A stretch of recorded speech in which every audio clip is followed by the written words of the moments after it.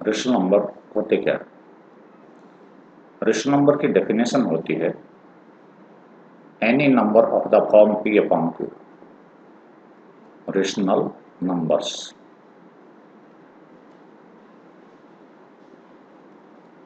Any number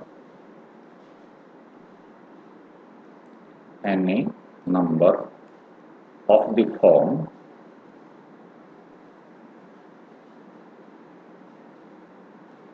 p upon q, where p and q are integers. p and q are integers. Integers क्या आप जानते हैं? 0, 1, 2, 3, -1, -2, -3 number line के ऊपर integers होते हैं। And q should not be equal to 0। So कोई भी number p upon q form का होता है fraction type, numerator upon denominator type. तो यहां हम जब करें ऐसे नंबर्स जो न्यूमरेटर आपके पास हो, डिनोमिनेटर हो, इस तरह की कोई भी ऐसी संख्या हो जो अपॉन वाली हो, जैसे हम यहां लिख देते हैं 3/7, तो इसे हम न्यूमरेटर बोलते हैं और इसे डिनोमिनेटर बोलते हैं।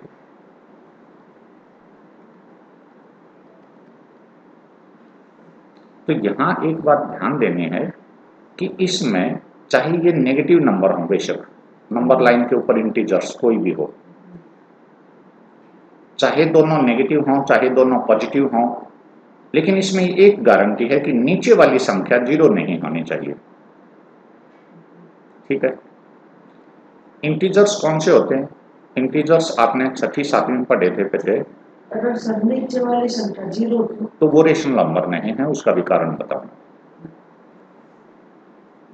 यहां हमारे पास है ये नंबर लाइन।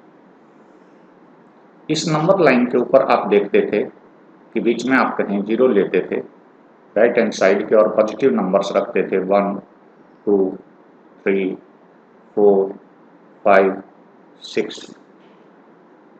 1, 2, 3, 4, 5, 6। यहाँ आप -1, -2 लेफ्ट हैंड साइड की ओर लेते थे। 6th क्लास में आपने ये पढ़े थे, 6th में 7th में। तो ये बातें तो आप पढ़े हुए हैं कि ये इंटीजर्स हैं, -1, -2, -3, -4, -5 एंड -6। तो लेफ्ट की ओर नेगेटिव नंबर्स होते चले जाते हैं, राइट की ओर पॉजिटिव नंबर्स बढ़ते चले जाते हैं। इस डायरेक्शन में पॉजिटिव नंबर्स और इस डायरेक्शन में नेगेटिव नंबर्स होते चले जाते हैं। 0 is neither positive nor negative. 0 को हम न पॉजिटिव लेते हैं और न नेगेटिव लेते हैं, यानी पॉजिटिव और नेगेटिव नंबर्स के बीच की है ये। तो इनमें से कुछ इंटीजर्स, इन्हें बोलते हैं हम इंटीजर्स। अब इंटीजर न्यूमरेटर में हो और इंटीजर ही डिनोमिनेटर में हो। न्यूमरेटर में 0 बेशक हो जाए, ऐसी सारी संख्याएं रेशनल नंबर होती हैं। जैसे मैं एग्जांपल आपको देता रहता हूं। मेरे पास है 3/7 पहला, ये रेशनल नंबर है क्योंकि p भी इंटीजर है और q भी इंटीजर है, 7 यहां आ जाता। फिर दूसरा -3/7, क्योंकि -3 भी इंटीजर है और 7 भी इंटीजर है। फिर 3/-7, तो -7 यहाँ है, -7 इंटीजर है, 3 भी इंटीजर है। दोनों नेगेटिव हों तो भी कोई दिक्कत नहीं, ये भी इंटीजर है, ये भी इंटीजर है। अब यहाँ हम कहें 0/7, ये भी रेशनल नंबर है, लेकिन यदि कोई पूछता है कि 11/0, it is not a rational number as denominator is equal to 0। नीचे 0 नहीं होना चाहिए। उसका कारण बताता हूं। आप 0 की टेबल जानते हैं? आपको 0 की टेबल आती है बेटे?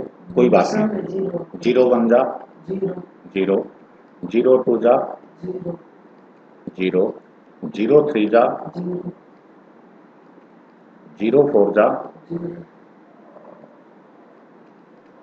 तो इस तरह से हम ये टेबल लिखते हैं, चाहे कितनी ही बड़ी आप ये टेबल लिखें।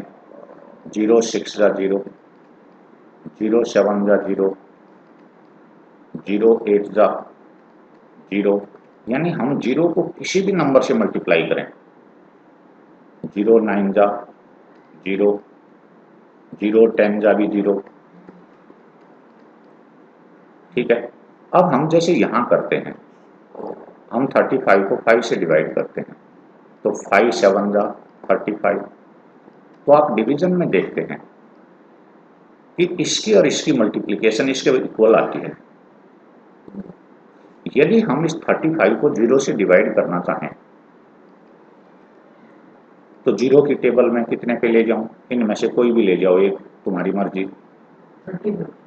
35 तो टेबल नहीं जाती ना आपकी, 10 तक रहती है, एक डिजिट पे जाती है। पहले 3 को डिवाइड करेंगे हम, तो 0 में यहाँ 1 जा कर दूं, 2 जा कर दूं, 3 जा कर दूं, बोलो तुम्हारी मर्जी।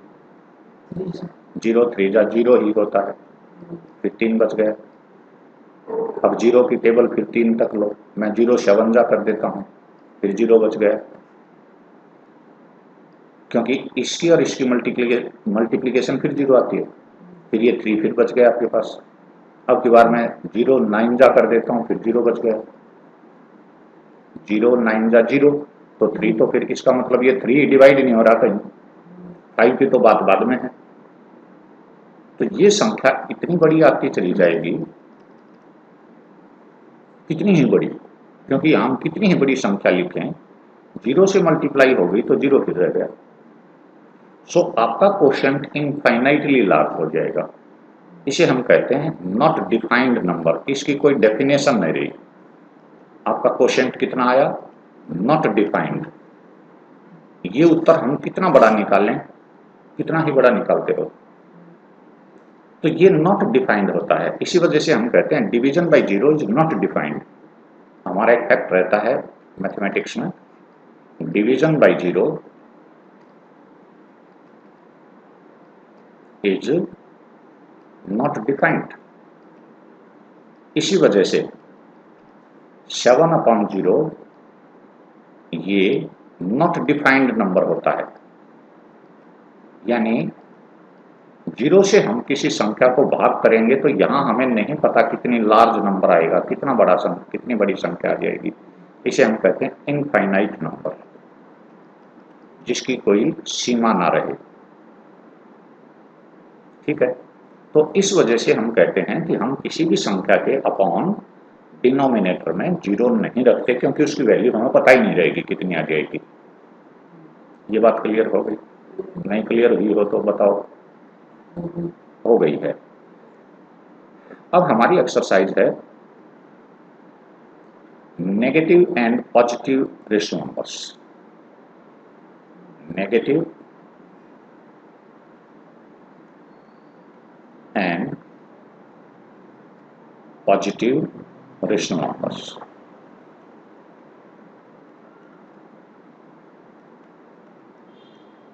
तुमने 7th में पढ़ा था, 7th में आपने पढ़ा था यदि -7 को हम मल्टीप्लाई कर दें 5 से तो आपका नेगेटिव नंबर आता है 35।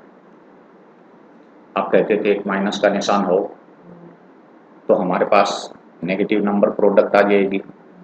यहाँ 7 होता -5 से हम मल्टीप्लाई करते तो भी आपकी प्रोडक्ट -35 आ जाती। आपके पास 7 और 5 की प्रोडक्ट होती तो पॉजिटिव नंबर आता। यदि -7 और -5 होता, दोनों ही माइनस के निशान होते दोनों संख्याओं के साथ, तो हमारा उत्तर कैसा आता? पॉजिटिव। ये मल्टीप्लिकेशन में है, मल्टीप्लिकेशन है ये साइन की, एडिशन नहीं है। एडिशन दूसरा है, -7 + 5, फिर उत्तर आता -2, ऐड करते तो। एडिशन वाले निशान नहीं है ये। अब डिवीजन कैसे करें? यदि हमारे पास -7 होता और हम 5 से डिवाइड कर देते तो भी नेगेटिव नंबर आना। अब मैं ये नहीं कह रहा हूं कि कितना उत्तर आएगा, ठीक है, मैं सिर्फ ये कह रहा हूं कि यदि एक नेगेटिव नंबर हो एक पॉजिटिव नंबर हो तो आंसर आएगा नेगेटिव। हम वैसे भी बता दें -1.4 आएगा सर डिवाइड ऊपर वाले से करेंगे। नीचे वाले से, डिनोमिनेटर नीचे वाला है, डिनोमिनेटर का मतलब डिवीजर, ठीक है। सो अब हम करें 7 पॉजिटिव हो और माइनस का 5 हो तो आंसर फिर नेगेटिव आएगा इसका, और वही -1.4। 7 को 5 से डिवाइड कर दो, निशान बाद में लगा देना। अब हमारे पास यदि 7 को हम 5 से डिवाइड करें तो दोनों पॉजिटिव नंबर हैं, न्यूमरेटर भी और डिनोमिनेटर भी, तो हमारे पास ये पॉजिटिव नंबर आता है और इसका उत्तर आएगा 1.4। अब हम दोनों को नेगेटिव लें तो दोनों नेगेटिव नंबर्स का डिवीजन पॉजिटिव ही होता है। जैसे दोनों नेगेटिव नंबर्स का मल्टीप्लिकेशन पॉजिटिव होती है, उसी तरह दोनों नेगेटिव नंबर का डिवीजन भी पॉजिटिव होता है और इसका आंसर भी 1.4 आएगा। अब आप क्या देख रहे हैं, कोई भी संख्या जिसका न्यूमरेटर और डिनोमिनेटर एक जैसे निशान के हों, यदि न्यूमरेटर और डिनोमिनेटर में सेम साइन है तो वो पॉजिटिव रेशनल नंबर है, और यदि डिफरेंट साइन है तो नेगेटिव है। डिफरेंस है बेटे डिफरेंस है तो डिफरेंस होगा, डिफरेंट साइन हो तो नेगेटिव होगा। आप इसे जोड़ और घटा करके ना देखें, एडिशन में और सब्ट्रैक्शन में साइन अलग तरह के चलते हैं, नेगेटिव पॉजिटिव, मल्टीप्लिकेशन और डिवीजन में अलग तरह के चलते हैं। आज हमने क्या देखना है, पहली एक्सरसाइज आपकी है find which of the following R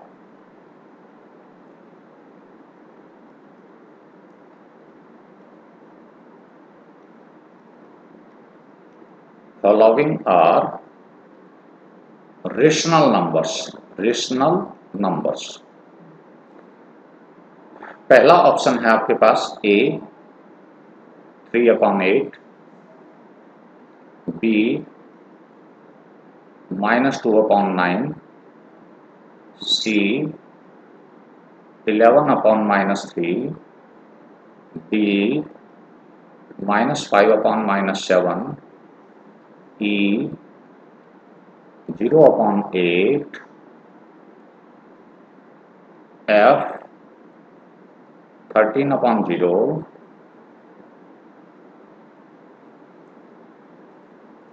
G -15/-4। अब बता सकते हैं which of the following are rational numbers. बस एक रैशनल नंबर नहीं है और सारे रैशनल। जी ये रेशनल नंबर नहीं है, बाकी के सारे रेशनल नंबर्स। इसी स्टेटमेंट को यदि मैं यहां एक स्टेटमेंट और लिख देता, which of the following are which of the following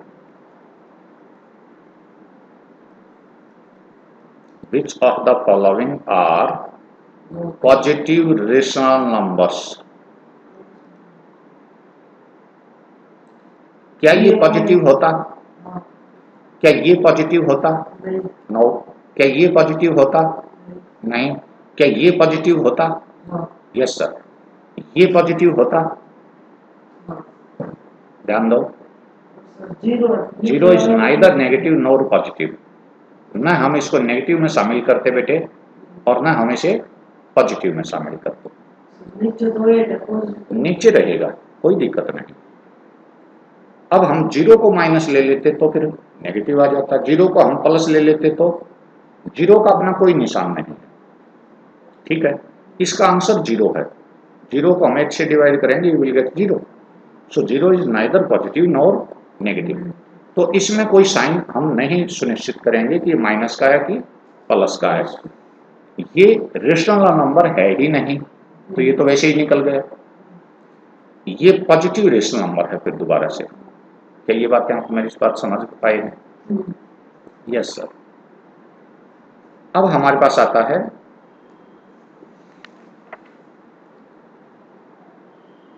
standard form of A rational number.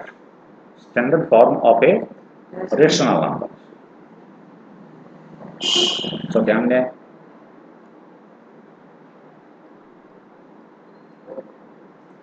जैसे हमारे पास आता था फिफ्थ में, आप फिफ्थ में सिक्स में पढ़ते थे 15/12, हम यहाँ लिखते थे right in lowest term, right in lowest term.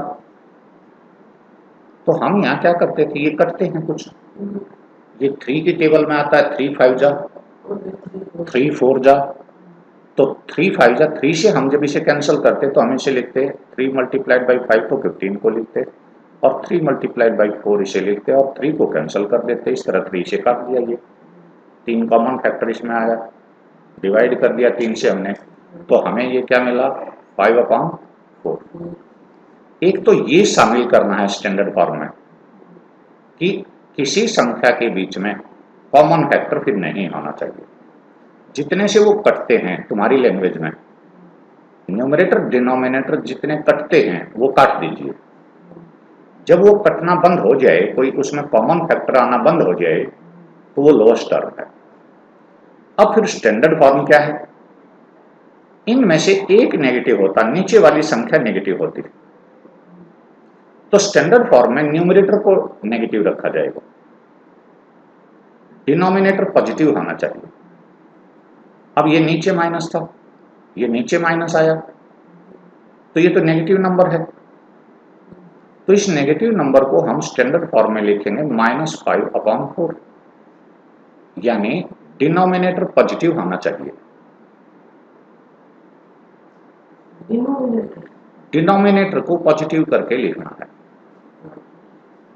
दो बात करनी है बेटे स्टैंडर्ड फॉर्म में, कॉमन फैक्टर है तो उसे कैंसिल करना है, और डिनोमिनेटर नेगेटिव है तो उसको पॉजिटिव करना है, -1 से मल्टीप्लाई करके। हम कैसे कर सकते हैं इसको, 5/-4 था,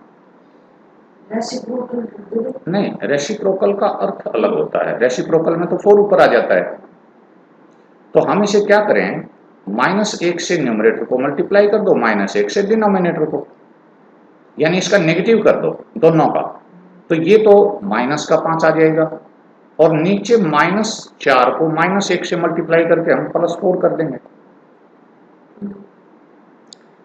दोनों संख्याओं को हम किसी एक ही संख्या से डिवाइड या एक ही संख्या से भाग कर दें तो कोई दिक्कत नहीं, डिवाइड करें या मल्टीप्लाई कर दें तो हमारा ये रेशनल नंबर नहीं बदलता। जैसे इक्विवेलेंट फ्रैक्शन होती हैं, इक्विवेलेंट फ्रैक्शन में आप क्या करते थे, याद है, जैसे 3/9 होता था, 3/11 होता, तो हम यहाँ इसको इक्विवेलेंट फ्रैक्शन करते, इसको 2 से मल्टीप्लाई कर देते तो 6 हो जाता, 2 से मल्टीप्लाई कर देते तो 22 हो जाता। वास्तव में ये रेशनल नंबर और ये रेशनल नंबर इक्वल हैं, ठीक है। क्या ये रेशनल नंबर अब इसके इक्वल है, नहीं, क्योंकि एक रेशनल नंबर पॉजिटिव है और दूसरा रेशनल नंबर नेगेटिव है। तो यहां हम देखेंगे कोई भी रेशनल नंबर इक्वल होंगे कब, जब उनके स्टैंडर्ड फॉर्म इक्वल हो। सबसे पहले मान लीजिए आपके पास है 36/, यहां हम कर दें 24, आगे हम कर दें 9/6,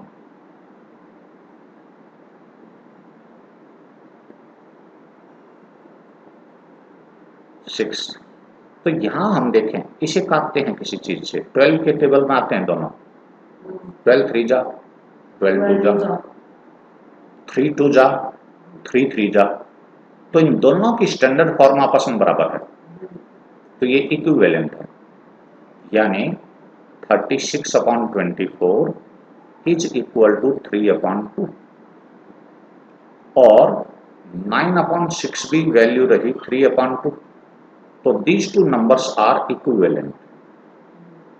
जिनकी स्टैंडर्ड फॉर्म बराबर होती है वो रेशनल नंबर आपस में इक्वल होते हैं, इक्विवेलेंट होते हैं। क्या मैं आगे बढ़ जाऊं? हाँ yes sir. Now let's take about absolute value. ठीक है, एक स्टेटमेंट पढ़ने की कोशिश करिए। आपके भाई का नाम क्या है? परसेंट प्रशांत। और आपका नाम क्या है? इतना अच्छा, मैं प्रशांत और दिशांत लिख देता हूं, दो भाई हैं।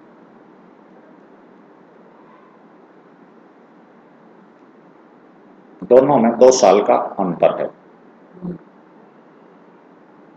ठीक है, क्या आप बता सकते हैं प्रशांत बड़ा है कि दिशांत? प्रशांत और दिशांत की उम्र में 2 साल का अंतर है। नहीं तो पसंद कर रहा है नहीं तो जी, तो मैं कह रहा हूं डिफरेंस। डिफरेंस में हमें ये पता नहीं लगता कि कौन छोटा और कौन बड़ा। ठीक, अब मैं कहता हूं प्रशांत दिशांत से 2 साल बड़ा है, तो बताओ पसंद कर रहा है प्रशांत बड़ा है। तो जब आपको ये पता लग जाए किसी संख्या में कौन सी छोटी और कौन सी बड़ी है और कितनी, ठीक है, तो हमारे पास अलग तरह का कंसेप्ट आता है। और जब हम ये कहें कि उनका डिफरेंस इतना है, उनका डिफरेंस कितना है, तो डिफरेंस जुड़ भी सकता है और डिफरेंस घट भी सकता है। जैसे मैं यहां कहूं प्रशांत और दिशांत की उम्र में 2 वर्ष का अंतर है, तो मैं दिशांत की एज मानू, एज ऑफ दिशांत, तो मैंने यहां लिया x ईयर्स। तो निशांत प्रशांत की एज कितनी आ गई? एक्स+2 माइनस क्यों नहीं? माइनस मान लीजिए यहां ये 20 साल का है, तो आप कह रहे हैं यहां 22 हो जाएगा। मैं ये भी कह रहा हूं कि यदि दिशांत 20 साल का तो ये 18 साल का, 2 साल का इनका भी अंतर है। डिफरेंस तो यहां भी 2 का है, डिफरेंस यहां भी 2 का है। Yes sir. तो बेटे डिफरेंस का मतलब होता है हम 20 में से 22 घटाएं कि 22 में से 20 घटाएं, बीच में 2 गैप हैं। आप मेरी बात समझ पा रहे हैं? सो इसे हम कहते हैं एब्सोल्यूट वैल्यू। जैसे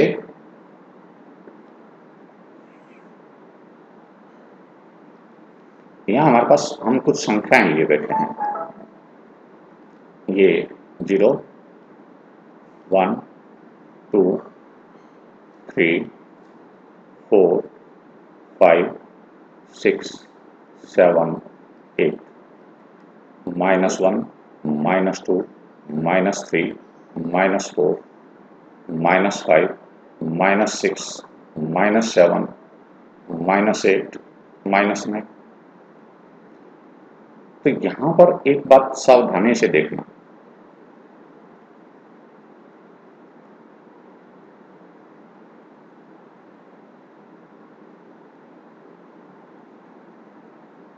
one two three four five six seven eight. आप जानते हैं 4 और 7 के बीच में कितना डिफरेंस है? 2 का देखो, what is difference between 4 and 7? तो मुझे तो लगता है 3 हो गए। 4 से चले, और भी काउंट किया मैं कह रहा हूं what is difference between 4 and 7? तो 7 में से 4 घटाइए। ठीक है, यहां एक एब्सोल्यूट वैल्यू की समस्या आती है। What is difference between, what is difference between 4 and 7? अब मैं यहां एक लाइन और लिख देता, व्हाट इज डिफरेंस बिटवीन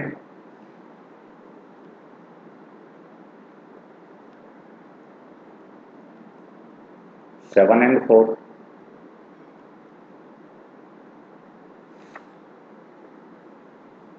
तो हम देखते थे कि 4 में से यदि हम 7 घटाएं तो -3 आ जाता है। 7 में से हम 4 घटाएं तो +3 आ जाता है। तो सही मायने में यदि हम यहाँ से यहाँ तक का डिफरेंस देखें तो डिफरेंस का मतलब होता है फिर हमारा साइन इंपॉर्टेंट नहीं होता। ठीक, पॉजिटिव पॉजिटिव। तो इसका भी उत्तर हमारा 3 है और इसका भी उत्तर 3 है। इसका मतलब हमें क्या करना चाहिए? इसका एक साधारण सा उत्तर है कि हम यहाँ यदि 4 में से 7 घटाए हुए हों या 7 में से 4 घटाए हुए हों तो इनकी अब्सोल्यूट वैल्यू हम निकालते हैं। अब्सोल्यूट वैल्यू को इस तरह 2 लाइनों के बीच रखा जाता है। 4 में से 7 घटाओगे तो इसकी अब्सोल्यूट वैल्यू -3 की अब्सोल्यूट वैल्यू के बराबर होगी और इसकी अब्सोल्यूट वैल्यू +3 की अब्सोल्यूट वैल्यू के बराबर होगी। अब्सोल्यूट वैल्यू के अंदर चाहे वो नेगेटिव नंबर है चाहे वो पॉजिटिव नंबर है, उसकी वैल्यू हमेशा पॉजिटिव होती है। यानी चाहे हम कहें 7 और 4 का डिफरेंस, चाहे हम कहें 4 और 7 का डिफरेंस, हमारे पास हर बार ये 3 आएगा। अब्सोल्यूट वैल्यू का मतलब है कि वो नेगेटिव है ही नहीं। आप मेरी बात समझ पा रहे हैं? मतलब सर पॉजिटिव है, पॉजिटिव है। यदि कोई नेगेटिव नंबर है तो उसकी एब्सोल्यूट वैल्यू उसी संख्या की, अब जैसे इसकी एब्सोल्यूट वैल्यू हम निकालें तो माइनस की -3 है। नेगेटिव नंबर्स की एब्सोल्यूट वैल्यू उसी की नेगेटिव होती है यानी पॉजिटिव। पॉजिटिव नंबर्स की एब्सोल्यूट वैल्यू पॉजिटिव होती है। चलो अभी ये कुछ थोड़ा सा कम समझ आता है बच्चे को इस उम्र में, थोड़ा सा आगे जाके और बढ़िया समझ में आने लगता है। लेकिन साधारण सी बात यह है कि आपको बस इतना समझना है कि यदि नेगेटिव नंबर्स आपके पास हैं तो उनकी एब्सोल्यूट वैल्यू हमेशा पॉजिटिव होती है। सर जो एब्सोल्यूट वैल्यू है और जब हम आंसर निकालते हैं तो फिर वे बाहर आते तो वे फिर मैं फिर बताता हूँ बेटे। मान लीजिए हमारे पास कोई दिक्कत नहीं, घबराओ मत। अभी हम कहते हैं कि -3/7 की एब्सोल्यूट वैल्यू बताओ, तो हम इसे लिखेंगे 3/7। अब हम कहें 5/-5/-11 की एब्सोल्यूट वैल्यू बताओ, तो ये नंबर तो पहले से ही पॉजिटिव है, तो 5/7 यूँ है। यानी सीधी सी बात है, यदि माइनस साइन नहीं है तो हमें हटाना है, तो नेगेटिव नहीं पॉजिटिव होना है एब्सोल्यूट वैल्यू, और पॉजिटिव है तो पॉजिटिव रहना है, तो उसमें कोई दिक्कत नहीं। यानी इसकी एब्सोल्यूट वैल्यू और इसकी एब्सोल्यूट वैल्यू बराबर होती है। किसी संख्या और उसके नेगेटिव की एब्सोल्यूट वैल्यू बराबर होती है। यानी 4 की एब्सोल्यूट वैल्यू 4 है तो -4 की भी एब्सोल्यूट वैल्यू 4 ही है। मैं आगे बढ़ जाऊं? जो आपने आंसर निकाला उसके बाद ब्रैकेट लगाने की जरूरत नहीं है। इसमें ब्रैकेट की जरूरत नहीं है, ठीक है। इसे अक्सर हम बड़ी क्लासों में जाके बोल लेंगे मॉडुलस ऑफ 4, लेकिन अभी आपको कोई ज़रूरत नहीं है, एब्सोल्यूट वैल्यू पढ़िए बस, कोई दिक्कत नहीं। अभी बहुत छोटे से वो आएंगे, ओके। अच्छा, अब है comparison of rational numbers. Comparison of rational number का मतलब क्या है? कौन बड़ा कौन छोटा, जैसे इंक्रीजिंग ऑर्डर डिक्रीजिंग ऑर्डर आप देते हैं। अब हम ले रहे हैं कंपैरिजन बिटवीन रेशनल नंबर्स। हमारी पढ़ाई ये चलेगी अब।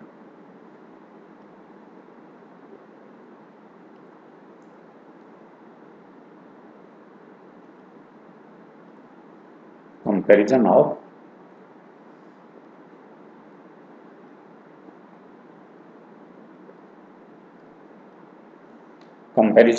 Of rational numbers. R number को हम रेशनल नंबर्स लिख रहे हैं। ये कंपैरिजन क्या मतलब होता है? पहले तो इंग्लिश समझो। What do mean by comparison? दो चीजों की तुलना। हाँ, कंपेयर शब्द से चलता है ये। कंपेयर का मतलब होता है तुलना। अब तुलना कैसे करते हैं? हम तुम्हारे साथ एक बड़े बच्चे को खड़ा कर दें और तुलना करें तुम्हारी हाइट की, फिर तुलना करें तुम्हारे वेट की, तुलना किसी भी क्वालिटी में हो सकती है, कोई ज़रूरी नहीं है। महंगी सस्ती हो सकती है, भूरी काली हो सकती है, पानी में घुलने वाली बिना घुलने वाली हो सकती है, चमकदार बिना चमकदार हो सकती है, लिक्विड और सॉलिड हो सकता है, छोटा बड़ा हो सकता है, सुगंधित बदबूदार हो सकता है। कंपैरिजन किसी भी तरह किया जा सकता है किसी दो क्वालिटी के बीच। ठीक है, तो ये कंपैरिजन बेटे छोटे बड़े के रूप में हम जो करते हैं, कंपैरिजन का मतलब है यहां हम करेंगे स्मॉल और large, which one is smaller, smaller और लार्जर नंबर फाइंड आउट करने को हम कंपैरिजन कहते हैं। छोटा कौन सा, बड़ा कौन सा। ये 5th क्लास में तुमने बहुत अच्छी तरह से दिया था कि 3/4 बड़ा कि 2/3 बड़ा। दो तरह से हम, बिल्कुल ठीक, दो तरह से हम काम करते हैं इसमें। पहला काम तो ये था कि बहुत जल्दी करना है तो यहाँ 8 और यहाँ 9, तो ये बड़ा है। ठीक, फिर अब कौन सा बड़ा,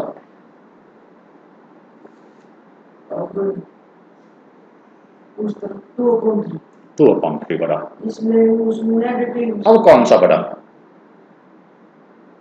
-2/3, इसलिए नेगेटिव में तो जितना देश। बिल्कुल ठीक। अब कौन सा बड़ा, अब -3/4, -3/4। अब गलत नहीं है क्या, ये तो पॉजिटिव हो गया और ये नेगेटिव रह गया। सर माइनस देखो बेटे, अब हम इसे क्या कर रहे हैं, इसे हम लिखेंगे -3/4 स्टैंडर्ड फॉर्म में होगा, लेकिन ये तो पॉजिटिव हो जाएगा and A positive rational number is always greater than negative, तो फिर ये बड़ा होगा। मैंने उसको अब कौन सा बड़ा, अब -3/4 -4, हाँ, क्योंकि ये दोनों ही पॉजिटिव हो गए।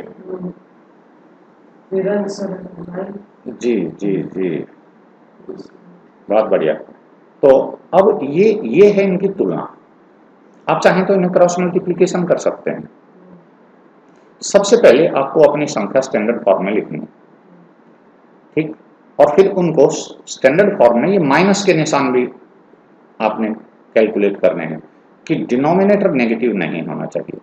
इसे स्टैंडर्ड फॉर्म में लिखूंगा तो ये हो जाएगा 3/4 और इसे स्टैंडर्ड फॉर्म में लिखेंगे तो 2/3। अब कंपैरिजन करेंगे, इसे स्टैंडर्ड फॉर्म में लिखेंगे तो -3/4, ठीक है, न्यूमरेटर नेगेटिव है, इसमें कोई नेगेटिव है नहीं, कोई दिक्कत नहीं, तो 3 जब -9 आएगा ऊपर और ये 8 आएगा, 8 इज ग्रेटर देन -9, सो ये संख्या नेगेटिव है, ये बड़ी होगी। यदि हम यहां भी माइनस कर देते तो भी यही बड़ी रहती, -8 इज ग्रेटर देन -9। तो मुझे लगता है अब आप इसे समझ गए होंगे। आ गया समझ। फिर आगे है operation on rational numbers. Operation का मतलब मैंने 7th में भी बहुत बढ़िया तरह से बताया था। ऑपरेशन होता क्या है, ऑपरेशन का मतलब है तीनों चारों ऐसी जो स्थितियां हैं हमारे पास वो हम कैलकुलेट करें।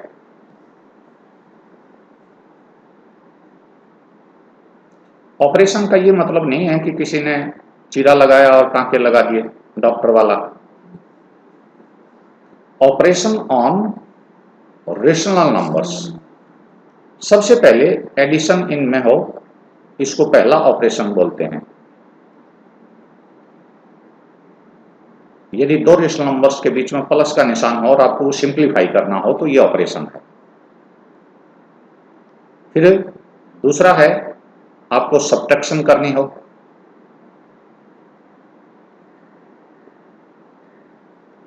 सब्ट्रैक्शन सेकंड ऑपरेशन बोला जाता है। थर्ड वाला क्या है, multiplication, multiplication of rational number यानी प्रोडक्ट का निशान। और फोर्थ ऑपरेशन क्या है, शाबाश, डिवीजन। ये वाला निशान, अब रेशनल नंबर्स के बीच में डिवीजन का निशान हो तो उनका उत्तर कैसे आता है? ये सारे के सारे ये जो ऑपरेशन हैं, ये बात समझ में आ रही है, इनको हम कहते हैं बेसिक ऑपरेशंस। किन्हीं रेशनल नंबर्स के बीच में ये निशान लगे हुए हों तो इनका नाम होता है बेसिक ऑपरेशंस। इनका हम नाम लिखेंगे बेसिक ऑपरेशंस। ऑपरेशंस का मतलब होता है कार्य, एक्टिविटी।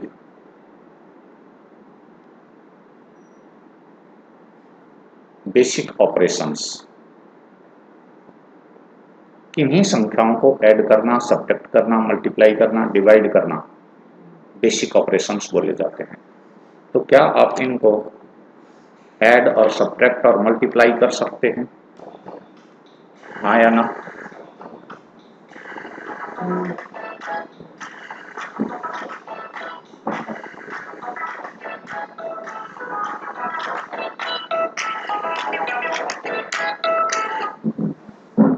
हाँ नमस्ते जी। बेसिक ऑपरेशंस में है बेटे आपके, पहले जैसे फाइंड द सम, पहला ऑपरेशन आपके पास है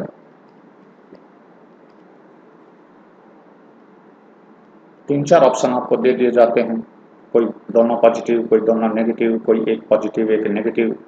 तो इंटीजर्स का भी ध्यान रखना होता है, जैसे 5/12 प्लस -4/9। सबसे पहले तो आपको एक काम करना है, यदि डिनोमिनेटर नेगेटिव है, यदि डिनोमिनेटर आपका नेगेटिव है, यहाँ जैसे 12 और 9 इनमें से कोई एक नेगेटिव हो तो वो नेगेटिव शिफ्ट कर दीजिए न्यूमरेटर के ऊपर। यानी शिफ्ट करने का मतलब है बेटे कि इसका निशान बदलो तो इसका भी बदलना। अभी जैसे 5/-12 है, ठीक, तो एलसीएम लेने से पहले हम एलसीएम नेगेटिव नंबर्स का नहीं लेते बेटे। तो पहले मैं इसे 12 को पॉजिटिव कर लेता हूं, तो 12 तो पॉजिटिव हो गया, इसका भी साइन बदल लीजिए, -5 हो जाएगा। ये माइनस होता तो प्लस हो जाता, जब हम इसका निशान बदलेंगे तो इसका भी बदला जाएगा। ठीक है, मान लीजिए 4/-9 होता तो हमें 9 पॉजिटिव करना है, 9 पॉजिटिव करना है, इसका निशान बदला है तो फिर इसका भी निशान बदल दीजिए। लेकिन यहाँ तो हमारे पास ऐसी स्थिति है नहीं, ऐसी स्थिति नहीं है, तो हम करें 12 और 9 का एलसीएम, बताओ कितना होता है? निकाल के, या तो 8वीं में तो जबान नहीं हो जाना चाहिए।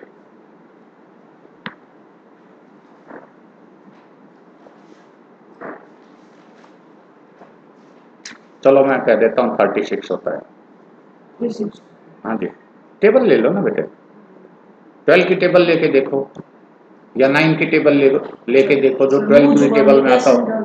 9 की टेबल बोल दो। 18,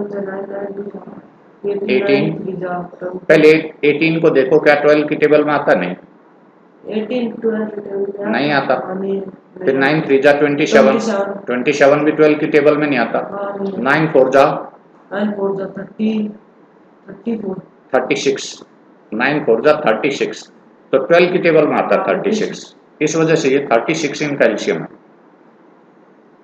यानी दोनों की टेबल में आने वाली सबसे छोटी संख्या। 12 3 जा 12 टेबल में आने वाली सबसे छोटी संख्या जी, यही एलसीएम होता है।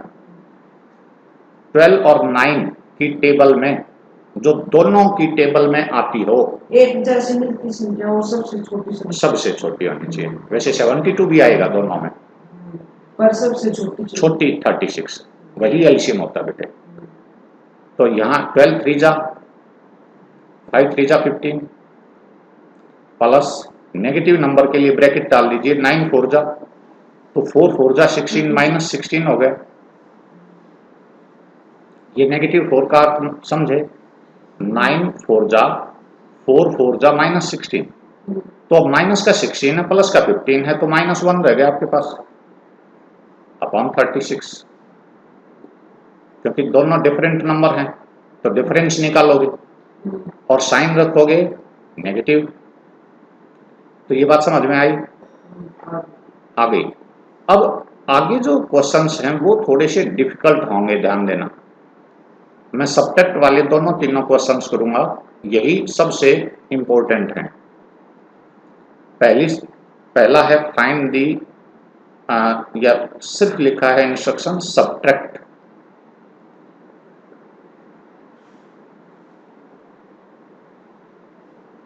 ध्यान देना, पहला क्वेश्चन है -3/7 फ्रॉम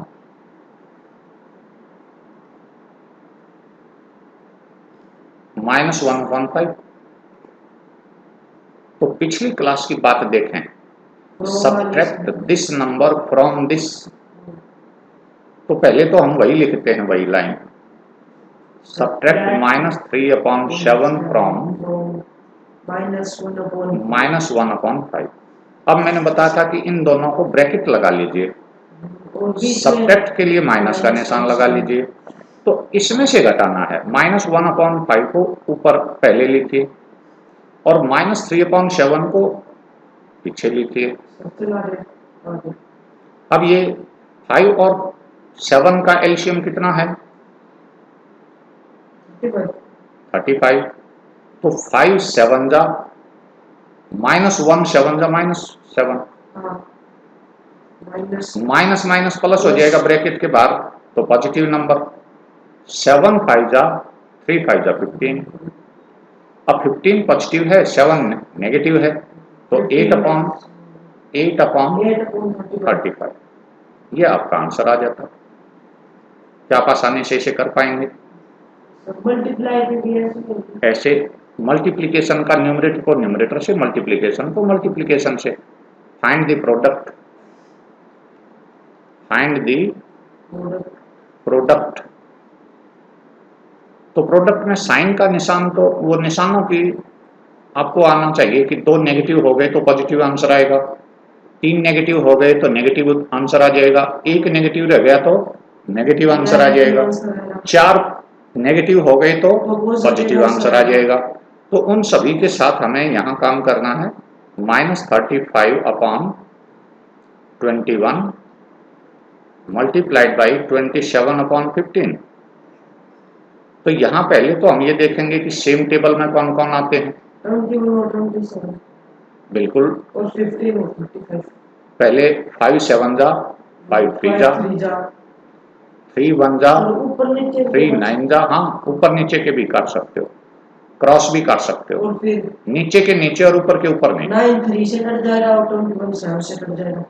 9 3 से, 3 7 जा 3 3 जा, और 7 1 जा 7 7 1 जा, निशान भी है यहाँ कहीं। तो प्रोडक्ट कैसी होगी, नेगेटिव की पॉजिटिव?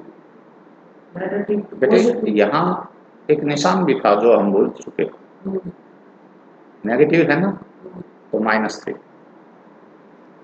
ये निशान नहीं भूलना, इस निशान पे भी गलती होती है, ध्यान देना। सर मुझे एक बताओ, बोलो। एक तो बीच में साइन होता है, मतलब वे दोनों संख्या माइनस की होती है? नहीं नहीं, एक कोई, मतलब यदि आपके पास माइनस, यहाँ माइनस लगा के और 5/9 किया जाए तो इसमें ये नेगेटिव है स्टैंडर्ड फॉर्म में, ये नहीं, दोनों नहीं ले सकते, फिर तो ये पॉजिटिव नंबर हो जाएगा। या तो इसे नेगेटिव लें या इसे नेगेटिव लें, और स्टैंडर्ड फॉर्म में हम न्यूमरेटर को नेगेटिव लेते हैं, ठीक है।